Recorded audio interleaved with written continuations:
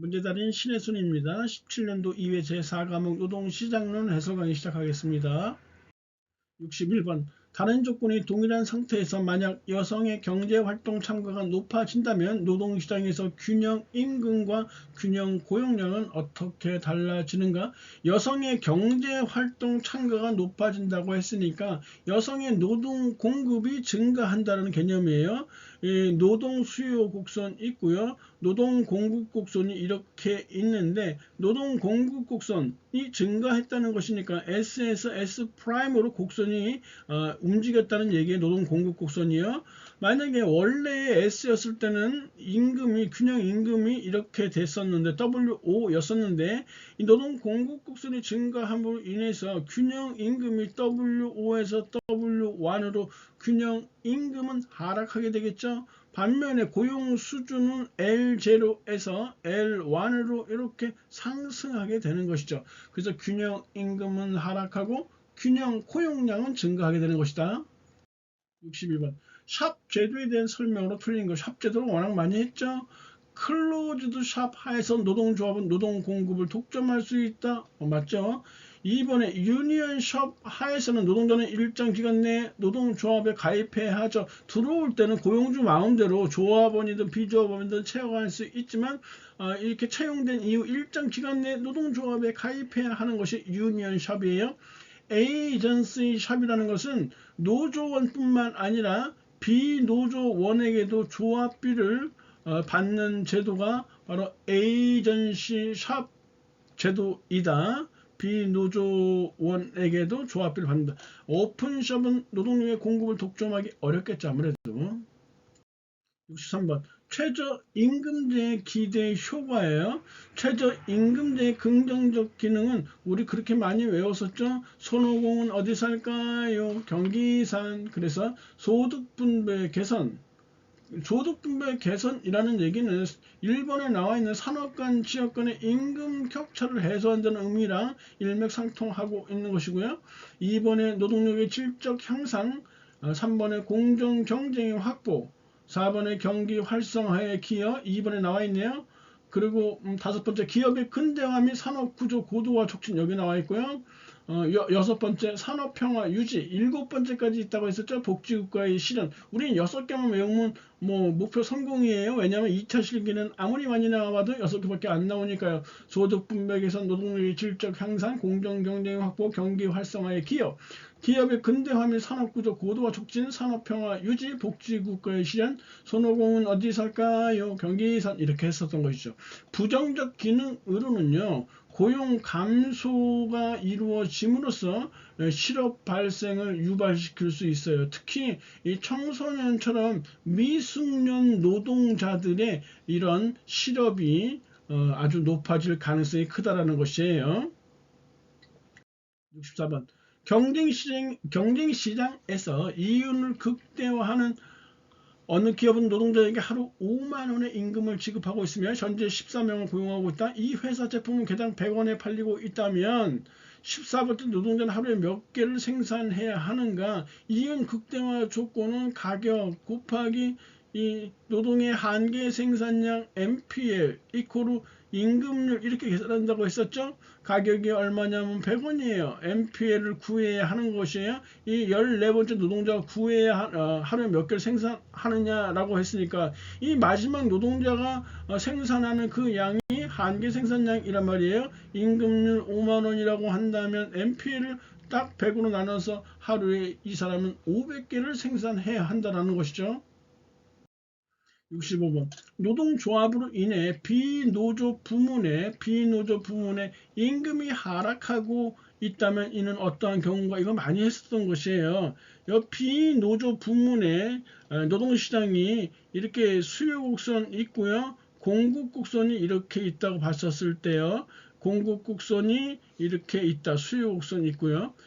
노동조합으로 인해서 노조 부문에서 축출된 노동자들이 직장을 구해야 하니까 어디로 달려가요?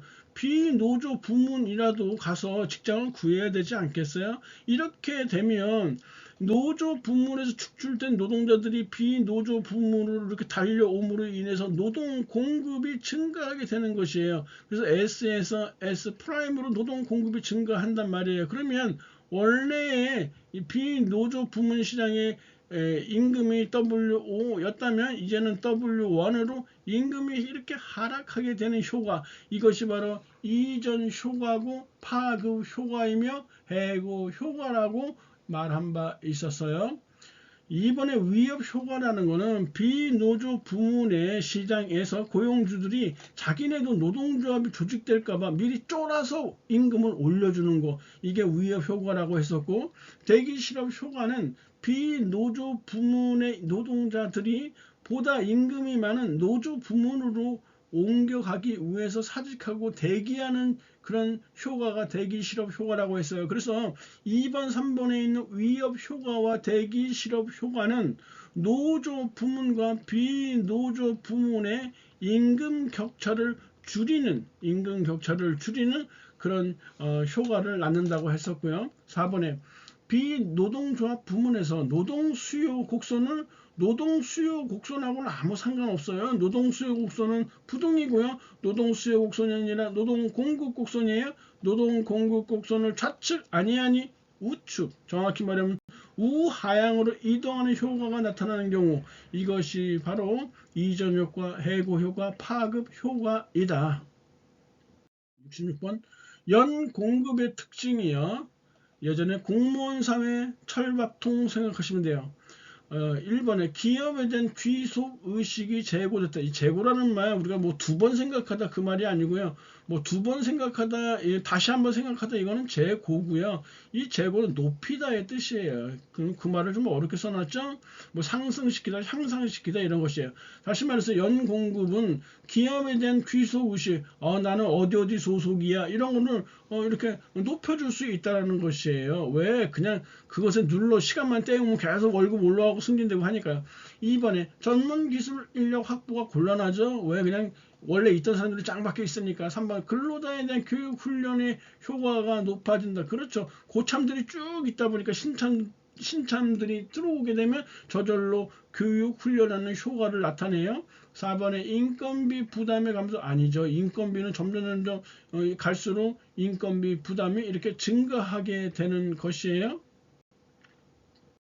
67번 시장 경제를 채택하고 있는 국가인 노동시장에서 직종별 임금 격차가 존재하는 이유와 가장 거리가 먼 것. 직종별 임금 격차는요, 직종 간의 정보 흐름이 원활하게 되면 저절로 사라진다기보다 임금 격차가 줄어들게 되는 것이에요. 그 1번이 틀렸고요. 2번, 3번, 4번은 직종별 임금 격차가 존재하는 이유니까 2번에 근로 환경의 차이가 존재한다. 2번에 노동조합 조직률의 차이가 존재한다. 4번에 노동자들의 특정 직종에 대한 회피와 선호가 다르기 때문이다. 해당되는 내용이다. 68번 프리만과 메도프가 지적한 노동조합의 두 얼굴은 독점과 집단적 목소리라고 했었어요. 이거 한번 풀었던 것이죠. 독점이라는 것은 노동조합이 노동 공급을 독점하는 부정적 기능을 나타내고, 집단적 목소리라는 것은 노동자들이 조합원의 의사를 대변하는 긍정적 기능을 나타낸다는 의미예요. 69번 기업의 종업원 주식 소유제 또는 종업원 지주제 도입의 목적, 우리가 흔히 말하는 우리 사주제라는 것이에요. 이것도 한번 풀었던 문제네요. 2번, 3번 모두 2번, 3번, 4번 좋고요. 1번에 새로운 일자리를 창출하는 거 아니에요. 우리 사주제가 새로운 일자리를 창출하는 것은 아니다. 70번 노동의 준고정 비용이요. 노동의 준고정 비용의 증가가 기업의 고용 수준과 소속 근로자의 초과 근로 시간에 미치는 효과는 무엇이냐? 준고정 비용이라는 것은요, 일종의 부가급여 그리고 비임금 비용이라고 볼 수 있어요. 임금으로 나가지 않는 그런 비용이요. 이렇게 따져 봤었을 때 이 준고정 비용이 증가하게 되면 새로이 어떤 이 노동력을 새로이 쓸 수 있는 처지가 못 되겠죠. 그래서 고용 수준은 감소하게 되는 것이에요. 고용 수준은 이렇게 감소하게 되죠. 그리고 남은 인원으로서 속된 말로 뺑뺑이를 엄청 돌려야 되니까 초과 근로 시간은 증가한다. 우리 기출문제 이전에 한번 풀었던 문제니까 금방 알 수 있어요. 71번. 기혼 여성의 경제활동 참가를 높이는 요인, 이거 많이 했었던 것이죠. 이것도 시장 임금의 상승, 법적 제도적 장치의 확대, 남편 소득의 감소, 자녀 수의 감소, 가계 생산 기술의 향상, 고용 시장의 유연성, 여성 교육 시장의 향상. 그래서 이런 시법 가는 데마다 남자가 꼬여 이렇게 외웠단 말이죠. 그래서 지금 보시면 3번에 배우자의 소득이 증가했다. 아니죠. 남편의 소득이 감소해야지만 일반적으로요. 물론 자아 실현을 위해서 남편 소득과 관계없이 일을 하는 여성분들은 있지만 일반적으로 배우자의 소득이 증가하면 기혼 여성의 경제활동 참가를 낮아진다는 것이에요. 72번이요. 생산물 시장과 노동 시장이 완전 경쟁일 때 노동의 한계 생산량이 10개이고 생산물 가격이 500원이며 시간당 임금이 4,000원이라면 이윤을 극대화하기엔 기업의 반응이요. 좀 생각을 해보셔야 돼요. 일단 이윤 극대화 조건을 무조건 써놓고 가야죠. 이윤 극대화 조건은 P 곱하기 MPL 있고 임금률에서 이윤 극대화가 생성되는 거란 말이에요. 그런데 지금 일단 생산물 가격이 500원이라 했으니까 500 이렇게 쓰시죠. 그리고 한개 생산량 10개라고 했으니까 여기 10개 쓰세요. 그리고 임금률이 얼마냐 했는데 거기 나와 있는 게 지금 4,000원이에요. 4,000원 이렇게 됐잖아요. 이게 같아야지만 이윤 극대화가 이루어지는데 지금 이쪽이 좌측이 5,000원으로 크잖아요. 그렇다면 이 같아야지만 이윤 극대화가 이루어지는 건데 지금 왼쪽이 크다면 이게 같아지려면 이게 임금률 이 4천 쪽을 키워줘야 될 거 아니에요. 그렇죠? 그래야지 같아지겠죠. 점점 같은 쪽으로 가겠죠. 3번에 노동의 고용량을 증대시킴으로써 이윤을 극대화할 수 있다는 것이에요. 어떤 분께서 임금을 올린다. 임금 올리면 되는 거 아니냐, 이거 올리면 되는 거 아니냐 했는데 이거는 단순한 임금, 개인의 임금이 아니에요. 임금률이에요. 전체 고용량을 증대시킴으로써 발생하는 임금 수준을 말하는 것이란 말이에요. 그래서 3번이 정답이에요. 73번. 다음 중 종업원의 의사결정 참여가 가장 적극적인 기업 형태는 생산자 협동조합이라고 말한 바 있었고요. 그리고 근로자 중역, 감사, 역제에 의한 참가도 생산자 협동조합과 더불어서 가장 적극적인 근로자 경영 참가 형태예요. 74번. 구인처에서 요구하는 기술을 갖춘 근로자가 없어요. 구인처에서 이런 기술자 필요한데 없어. 발생하는 실업, 구조적 실업이죠. 75번.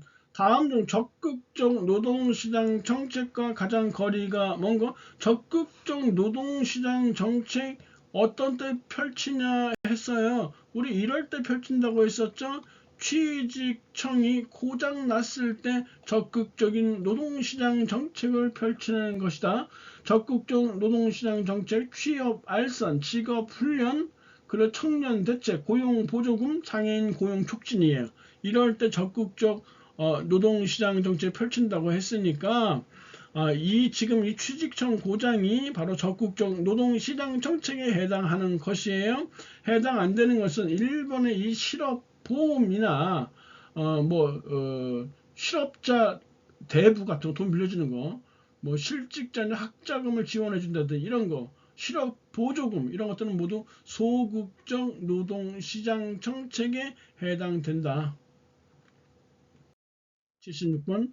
노동 수요 곡선 자체, 노동 수요 곡선인데 이 자체를 이동시키는 거, 나머지 되는데 이 곡선 내에서 이렇게 곡선 내 한 점에서 다른 점으로 이렇게 움직이는 것은 임금의 그 상승이나 임금의 하락, 이거는 바로 노동수요 곡선 자체가 움직이는 것이 아니라 노동수요 곡선 그 내에서 움직이는 것이다. 그래서 4번이 틀린 것이라고 우리 몇 차례 풀어봤었죠?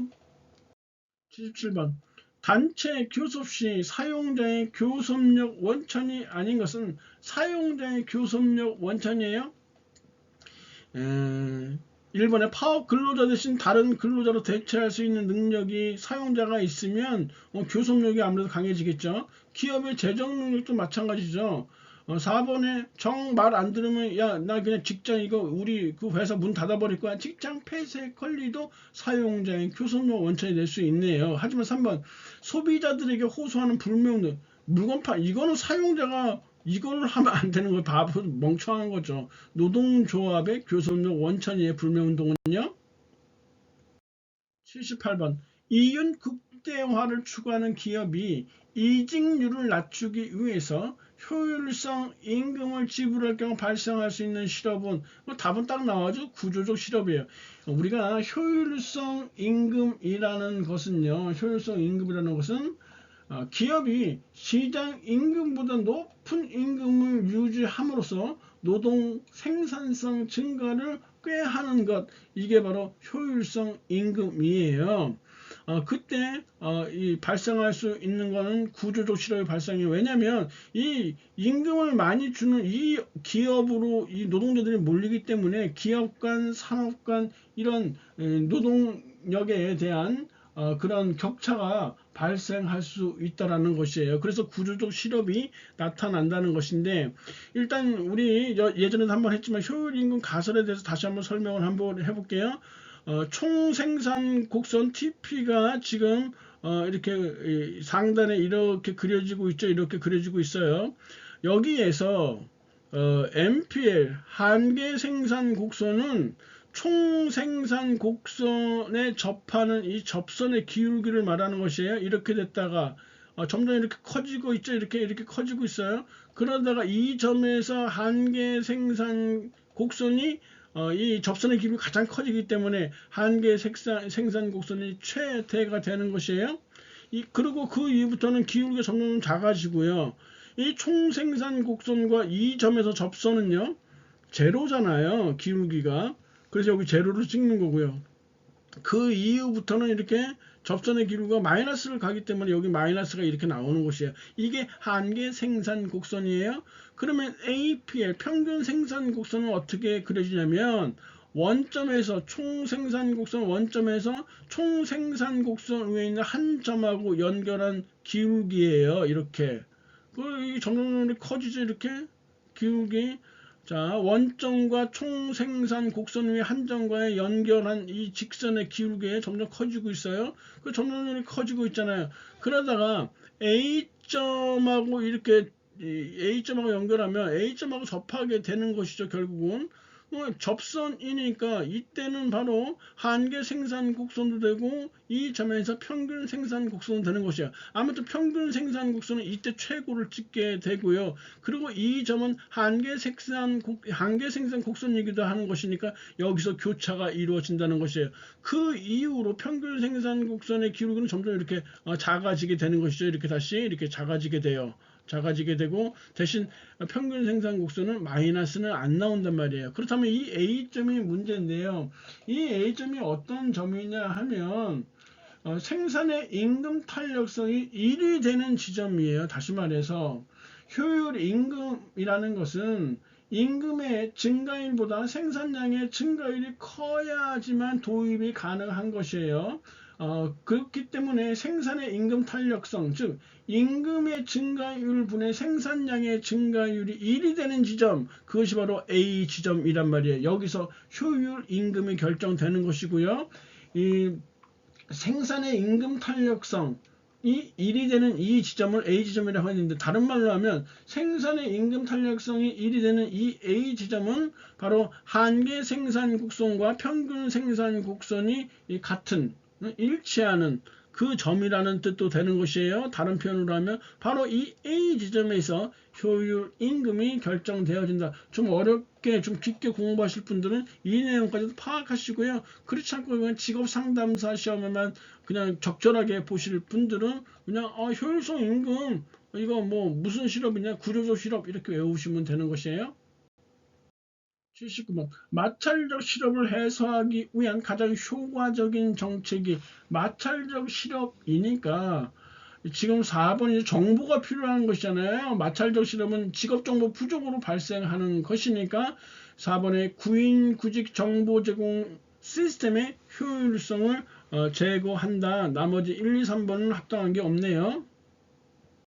80번 노동 비용을 현금 급여와 부가 급여로 구분할 때 일반적으로 부가 급여와 가장 거리가 부가 급여는 아까도 말씀드렸지만 비임금 비용이에요. 임금으로 나가지 않는 이런 비용이란 말이에요. 그래서 지금 1번의 초과 급여는 변동적 임금이란 말이에요. 그 임금에 해당되는 것이기 때문에 1번은 부가 급여와 거리가 머네요. 강의 들으려고 고생하셨고요. 다음 시간에 뵙겠습니다. 감사합니다.